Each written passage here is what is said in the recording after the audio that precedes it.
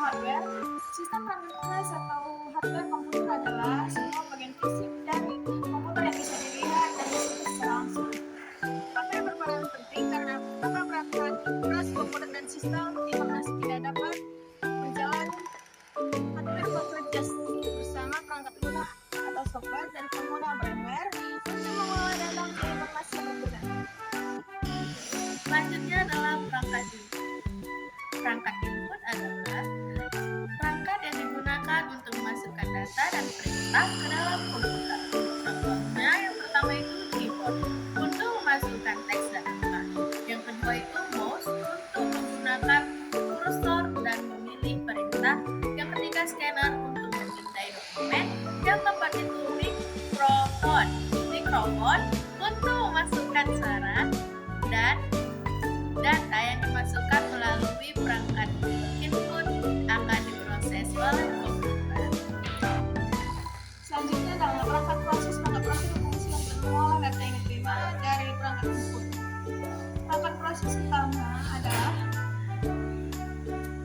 yang pertama CPU Central Processing Unit sebagai pusat pengolah data, yang kedua prosesor sebagai output komputer, yang ketiga RAM atau akses memori untuk menyimpan data sementara saat komputer bekerja, yang keempat motherboard sebagai tempat pengumpul semua komponen komputer.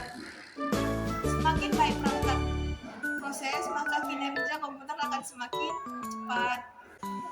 Selanjutnya adalah perangkat output adalah perangkat keras komputer yang berfungsi untuk menampilkan atau menghasilkan keluaran output dari hasil proses data komputer. Artinya, setelah data dimasukkan atau diinput dan diproses oleh CPU, hasilnya akan ditampilkan melalui perangkat output agar bisa dilihat, didengar, dan dicetak oleh pengguna. Contoh perangkat output yang pertama itu monitor, menampilkan gambar dari teks layar. Yang kedua printer, mencetak dokumen ke kertas. Yang ketiga itu speaker, menghasilkan suara. Yang keempat itu proyektor, menampilkan tampilan ke layar besar.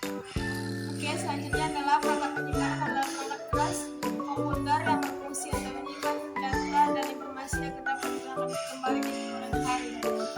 Data yang bisa disimpan bisa berupa dokumen, foto, video, aplikasi, maupun sistem operasi.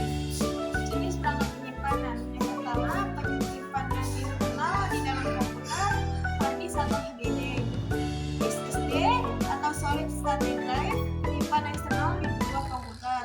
Yang ketiga flash disk, hard disk eksternal, CD atau DVD. Nah, kesimpulannya, perangkat keras komputer merupakan bagian utama dari sistem komputer yang membantu menjalankan berbagai proses pengolahan data. Semua komponen hardware bekerja saling mendukung sehingga komputer dapat digunakan untuk mempermudah pekerjaan manusia.